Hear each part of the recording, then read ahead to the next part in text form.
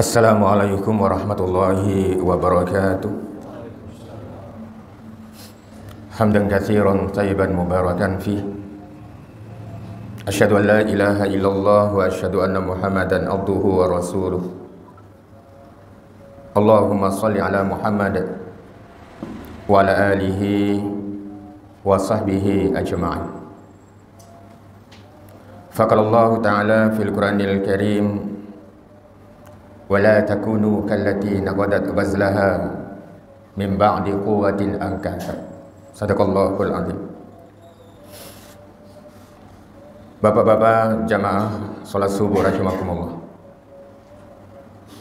Dengan tidak henti-hentinya kita bersyukur kepada Allah, karena tidak henti-hentinya pula Allah memberikan nikmat kepada kita,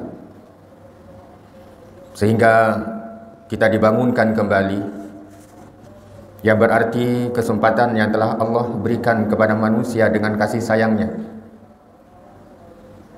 sehingga di dalam tuntunan Rasul sallallahu alaihi wasallam kita disuruh berdoa sebelum tidur, karena tidur itu sesungguhnya adalah mati.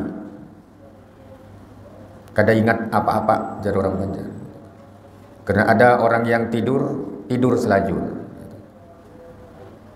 Oleh karenanya, setelah kita bangun tidur, Rasul memberikan tuntunan untuk berdoa kepada Allah Subhanahu wa ta'ala dan bersyukur kepada Allah.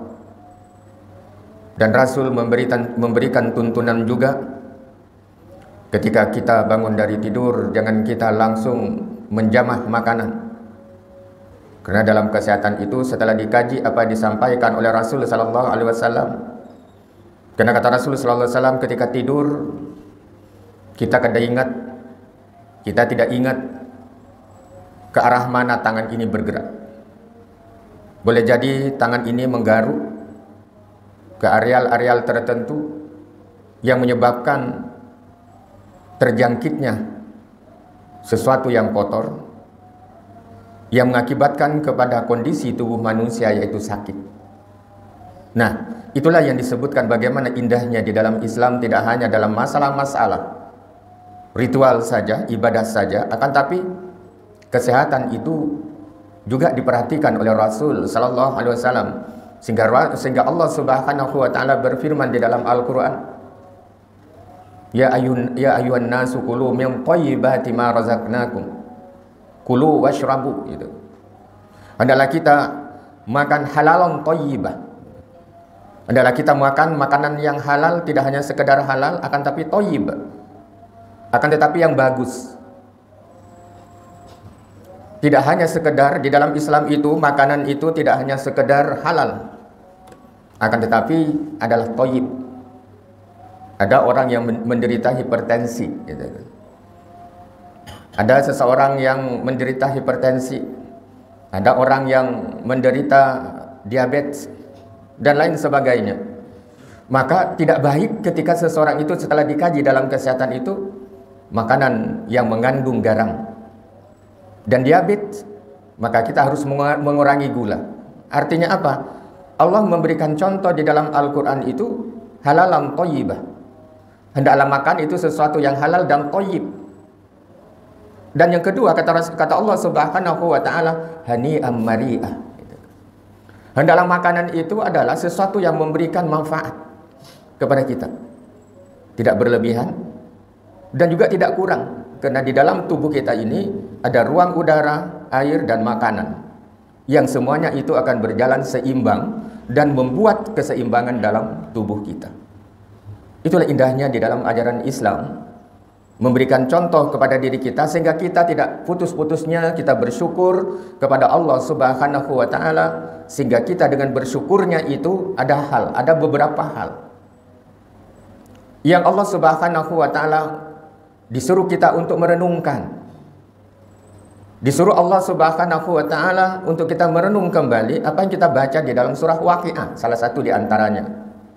Afara'aitum ma tumnun a antum takhluqunahu am nahnul khaliqun nahnu qaddarna bainakumul mauta wa ma nahnu bimasbuqin ala an nubaddila amsalakum wa nunsyi'akum fi ma la ta'lamun. Kata Allah Subhanahu wa taala, kenapa manusia menjadi sombong gitu kan? Kenapa manusia itu menjadi sombong akan dirinya sendiri? Apa yang disombongkan? Tidaklah kalian. Coba terangkan, kata Allah Subhanahu wa taala, tentang kejadian kita berataan. Afara'aitum antum takhluqunahu am nahnul khaliqun? Terhadap cikal bakal janin nutfah yang ditumpahkan itu, Allah kah yang menciptakan itu atau kamu yang menciptakan? Gitu. Allah mempertanyakan itu dan coba untuk memberikan sebuah renungan kepada diri kita. Sehingga dengan demikian orang-orang yang beriman kepada Allah, orang-orang yang memahami ayat-ayat Allah, orang-orang yang senantiasa merenungi beberapa ayat di dalam Al-Quran, sehingga apa yang ada di dalam Al-Quran, afala tafakkarun, coba kamu berpikir tentang itu. Oleh karenanya kata Allah Subhanahu wa taala, keterangan, renungan dari ayat itu memberikan makna kepada diri kita agar senantiasa kita semuanya merendahkan diri di hadapan Allah, dan kita harus menggunakan adabiyah, adab-adab kepada manusia, sehingga kita tidak melakukan kesombongan ketika nikmat-nikmat yang diberikan Allah itu Allah tarik, maka tidak ada satupun kata Allah yang bisa menahan nikmat-nikmat itu. Kelanjutan ayat disebutkan, walaqad qaddarna bainakumul mauta wa ma nahnu bimasbuqin. Kata Allah, sesungguhnya kita berataan ini sudah ditentukan oleh Allah Subhanahu wa taala tentang kapan kita akan dipanggil oleh Allah. Akan tetapi manusia tidak tahu kapan dia akan dipanggil oleh Allah. Dia akan datang secara tiba-tiba dan tidak memberitahu kepada diri kita. Tugas manusia adalah bagaimana dia beribadah kepada Allah dengan memperbanyak amaliyah, memperbanyak ibadah, memperbanyak zikir. Sehingga dengan demikian Rasul sallallahu alaihi wasallam memberikan tuntunan kepada diri kita. Kita sudah ada di detik-detik terakhir di bulan Ramadan. Anggap saja detik-detik terakhir itu kita sudah berada di hari yang ke-26 insyaallah, dan malam nanti sudah masuk ke 27 ya insyaallah. Oleh karenanya, apa tuntunan Rasul sallallahu alaihi wasallam ketika kita menemui 10 terakhir di bulan Ramadan? Banyak kita minta ampun kepada Allah, berzikir kepada Allah. Mudah-mudahan Allah mengampuni dari kealfaan dan kesalahan kita. Allahumma innaka afuwwun karim tuhibbul afwa fa'fu anna. Bagaimana kita disuruh oleh Rasul sallallahu alaihi wasallam dengan tuntunan yang demikian? Perbanyak kita membaca doa itu sehingga Allah mengampuni. Kalau Allah mengampuni, kita akan menjadi seorang yang fitrah, menjadi orang-orang yang suci. Itulah disebut dengan Idul Fitr. Oleh karenanya kata Allah, kembali kepada ayat tadi, walaqad qaddarna bainakumul mauta wa ma nahnu bimasbuqin. Sehingga kata Allah Subhanahu wa taala, ketentuan Allah itu tidak ada yang bisa menolaknya. Dan ketentuan Allah itu tidak ada yang bisa menahannya. Dan ketentuan Allah itu tidak ada yang bisa membantahnya, karena tidak ada diberitahu terlebih dahulu. Sehingga dengan demikian kita bisa melihat kejadian-kejadian yang ada di sekeliling kita. Ada orang yang menunggu keluarganya yang sakit di rumah sakit, akan tetapi yang ditungguinya masih segar bugar, dan yang menunggu meninggal dahulu. Nah, itulah disebutkan bagaimana al-maut itu menemui seseorang itu dalam kondisi apapun, dia tidak akan memberitahu kepadanya. Karena itu adalah rahasia Allah Subhanahu wa taala. Wa ma tadri nafsum madza taksibu ghadan wa ma tadri bi ayyi ardin tamut. Kata Allah Subhanahu wa taala, manusia tidak akan pernah tahu apa yang akan terjadi hari esoknya. Nah, kayak apa kalau orang yang meramal? Nah, kayak apa orang yang biasa meramal kehidupan seseorang, oh besok akan jadi demikian. Ini tentunya hal semacam itu adalah menyalahi dari ketentuan Allah, karena Allah katakan wa ma tadri nasum bi ayyi ardin tamut. Dan kedua kata Allah Subhanahu wa taala, manusia itu tidak akan tahu di bumi mana dia akan meninggal. Boleh jadi orang Jakarta meninggalnya di Banjarmasin. Boleh jadi orang Banjarmasin meninggal di Surabaya dan lain sebagainya. Itulah yang disebutkan oleh Allah Subhanahu wa taala, wa ma tadri nafsum bi ayyi ardin tamut. Tidak ada manusia yang tahu di bumi mana dia akan meninggal. Yang kedua kata Allah Subhanahu wa taala di dalam Al-Qur'an. Di dalam Al-Qur'an disebutkan, afara'aitum ma tahrusun antum tazra'unahu am nahnu zari'un. Lau nasya'u laja'alnahu hutama fadadum tafakahu inna lamuramun. Dalam firman Allah Subhanahu wa taala itu menjelaskan tentang kondisi kita, tubuh kita. Di mana tubuh kita kata Allah Subhanahu wa taala tidak akan bisa hidup. kecuali dengan dia memakan makanan yang baik lalu kita sehat. Maka disebutkan halalan thayyiba hani'an mari'a. Artinya yang halal dan yang kedua adalah bagus. Yang ketiga di dalam Al-Quran itu kalau memakan sebuah makanan itu adalah yang tidak memberikan mudarat kepada diri kita. Artinya memberikan manfaat ke dalam tubuh kita. Sehingga dengan demikian dari beberapa nikmat Allah yang merupakan makanan itu Allah pertanyakan, afara'aitum ma tahrusun? Kamukah yang menciptakan tumbuhan itu? Dengan tumbuhan itu kita bisa memakan yang memberikan nutrisi, menjadikan vitamin ke dalam tubuh kita. Kamukah yang menciptakan itu? Ataukah Allah yang menciptakannya? Orang-orang yang beriman itu akan mengatakan Allah, Allahu Rabbi, Allah adalah Tuhanku yang menciptakan itu semua. Oleh karena jamaah rahimakumullah, makanan itu saja tidak cukup. Di dalam tubuh ini perlu air. Perlu air untuk mengalirkan darah kita. Ibarat sebuah pohon, ketika pohon itu sudah tidak disiram dan tidak bisa menghidupi dari akar itu, maka dia akan kering. Sama dalam kehidupan manusia. Ketika manusia itu tanpa air, maka darah ini tidak akan pernah mengalir untuk memberikan sirkulasi dari mulai jantung sampai ke otak kita. Perlu air. Oleh karenanya Allah pertanyakan, afara'aitumul ma'al ladzi tashrabun a antum anzaltumuhu minal muzni am nahnul munzilun law nasya'u ja'alnahu ujajan falaula tashkurun. Kata Allah Subhanahu wa taala terhadap air yang kita minum, apakah itu kopi, apakah itu teh dan macam-macam minuman yang wayah ini kita minum, Allah mempertanyakan, coba kamu terangkan yang kalian minum itu Allahkah kamukah yang menciptakan atau Allah yang menciptakannya? Atau Allah yang menciptakannya? Maka orang yang beriman kepada Allah, sehingga kita disebutkan di dalam ayat Al-Baqarah 183 itu yang sering kita dengar, ya ayyuhalladzina amanu.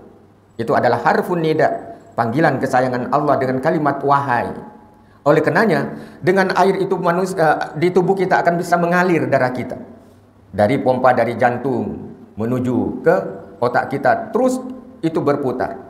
Oleh karenanya ketika air itu stop, maka itu akan stop juga. Oleh karenanya kata Allah, kamukah yang menciptakan itu atau Allah yang menciptakannya? Orang yang beriman pasti dia akan mengatakan Allahu Rabbi, Allah yang menciptakan. Falaula tashkurun. Allah katakan ditutup di ayat itu. Falaula tashkurun. Kalau demikian kenapa tidak bersyukur? Kalau sudah mengetahui asal muasal dari kehidupan kita, kalau kita sudah mengetahui apa yang kita makan dari Allah, kalau kita yang minum kita datang dari Allah Subhanahu wa taala, kenapa kita tidak bersyukur kepada Allah? Fa bi ni'mati minallah, kata Allah. Seluruh nikmat itu datang dari Allah Subhanahu wa taala. Yang seterusnya jamaah rahimakumullah, sebuah pertanyaan yang terakhir yang coba kita renungkan di akhir bulan Ramadan ini adalah afara'aitumun nar allati turun a antum ansha'tum syajarataha am nahnul munsyi'un nahnu ja'alnaha tadhkiratan wa mata'an lil muqin fasabbih bismi rabbikal azim. Kata Allah Subhanahu wa taala, dalam kehidupan kita yang diciptakan oleh Allah Subhanahu wa taala silih bergantinya siang ke dalam malam, malam ke siang, yang tentunya siang adalah menjadi terang dan malam menjadi kadap gelap. Apa kata Allah Subhanahu wa taala? Ketika Allah mempertanyakan yang semacam itu, apa yang bisa kita ambil kesimpulan? Coba kamu terangkan terhadap api gitu. Listrik yang bersinar itu. Kamukah yang menciptakan api itu? Atau Allah yang menciptakannya? Orang yang beriman itu akan mengatakan Allahu Rabbi, Allah Tuhanku.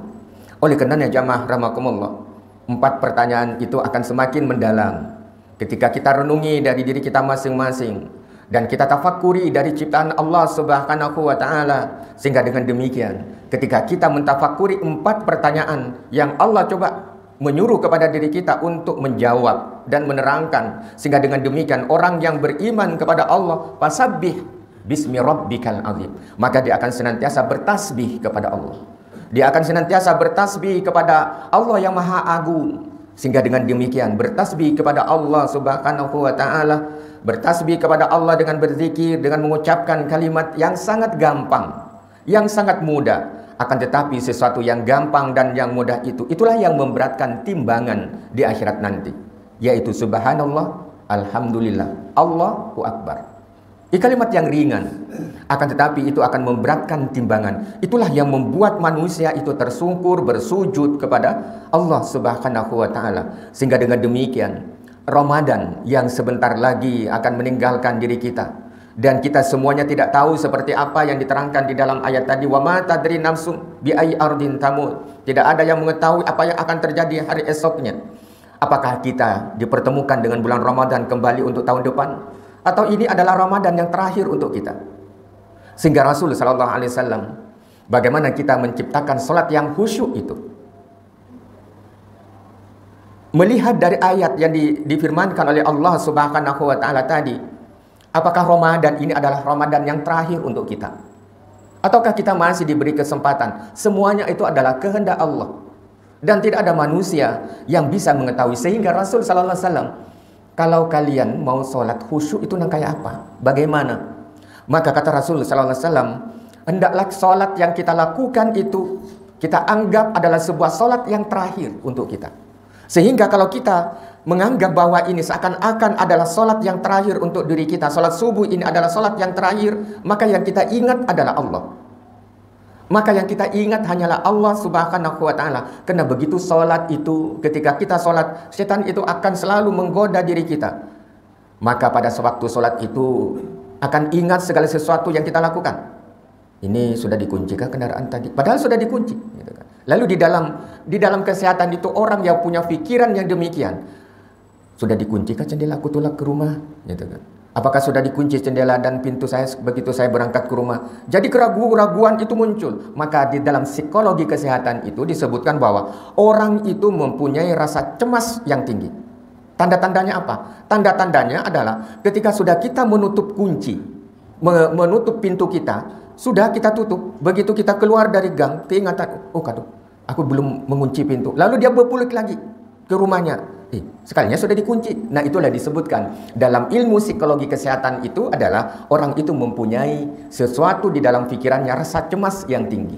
Oleh karenanya kata Rasul sallallahu alaihi wasallam, agar diri kita itu tidak timbul pada waktu sholat pikiran-pikirannya demikian, maka Rasul mengatakan fa asbahul wudu.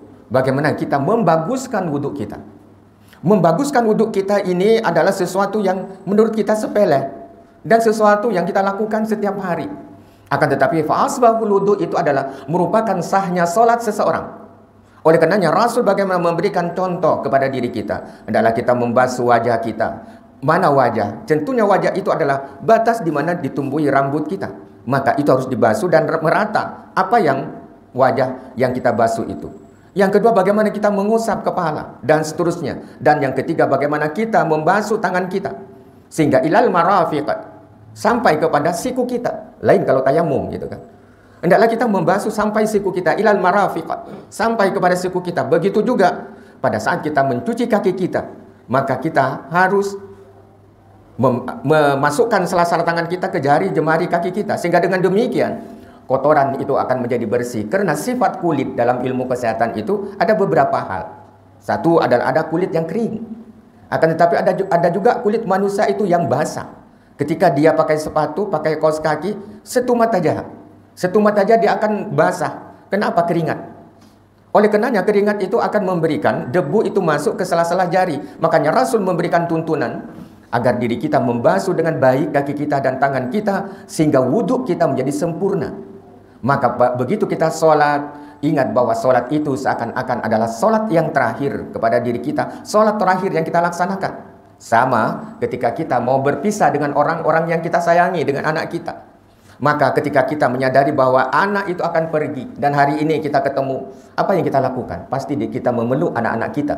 Sehingga dengan demikian, kenapa? Itu adalah detik-detik terakhir kita ketemu dengan anak kita. Sama ketika kita sholat. Maka Rasul memberikan contoh kepada diri kita, seakan-akan kita menjadi sholat yang terakhir yang kita lakukan, seperti sholat subuh yang kita lakukan barusan. Jamaah rahimakumullah. Oleh karenanya Ramadan memberikan sesuatu yang sangat berarti untuk diri kita. Sehingga dengan demikian dari hari ke hari keimanan tambah kuat, keimanan kita tambah kuat, dan senantiasa konsisten di dalam menjalankan perintah Allah Subhanahu wa taala, sehingga apa yang kita jalankan di bulan Ramadan tidak hanya di bulan Ramadan. Akan tetapi bagaimana kita menjalankan pada bulan-bulan berikutnya. Apa yang telah kita bina, apa yang telah kita lakukan di bulan Ramadan itu, kata Allah Subhanahu wa taala, wala takunu, seperti yang ayat yang ulun bacakan pada muqaddimah tadi, wala takunu kallati naghadat ghazlaha mim ba'di quwwatin angkasa. Jangan kamu seperti, kata Allah Subhanahu wa taala, layaknya seorang perempuan. Yang seorang perempuan itu mempunyai profesi menenun. Dan pada saat dia menenun dengan baik dari tumatan pagi, dari mulai pagi, benang itu ditenun menjadi selembar kain, lalu diberikan variasi, bagus sudah dijadikan taplak meja. Pada sore harinya dia sudah bagus, lalu sudah jadi dalam bentuk selembar kain yang bisa dijadikan taplak meja dan lain sebagainya. Bisa dijadikan kerudung dan lain sebagainya, bisa dijadikan tapih. Akan tetapi pada sore harinya orang itu merusak lagi tenunan yang sudah dibikin demikian indah. Akan tetapi pada sore harinya dia lepas kembali tenunan itu sehingga yang indah itu menjadi rusak. Itu ibrah atau sebuah majas di dalam Al-Quran. Jangan seperti itu. Ketika kita, kata Allah Subhanahu wa taala, ketika kita diberikan kesempatan dan membentuk diri kita masing-masing menjadi sebuah keimanan yang kuat, apa yang kita lakukan di bulan Ramadan jangan kita rusak kembali pada bulan-bulan berikutnya. Sehingga dengan demikian Ramadan Karim, Ramadan yang mulia, memberikan sesuatu yang sangat indah kepada diri kita. Sehingga dengan demikian tergolonglah kita apa yang dikatakan oleh Allah Subhanahu wa taala, la'allakum tattaqun, agar diri kita menjadi orang-orang yang bertakwa. Dan akhirnya mari kita senantiasa berdoa kepada Allah, memohon kepada Allah Subhanahu wa taala agar diri kita berataan diberikan oleh Allah kesehatan. Yang terganggu kesehatannya mudah-mudahan Allah sembuhkan, dan segala sesuatu yang akan kita nikmati akan datang senantiasa kita diberikan kemudahan oleh Allah Subhanahu wa taala, sehingga kemudahan itulah, kesehatan itulah kita gunakan untuk beribadah kepada Allah Subhanahu wa taala. Amin ya rabbal alamin. Billahi taufiq wal hidayah. Assalamualaikum warahmatullahi wabarakatuh.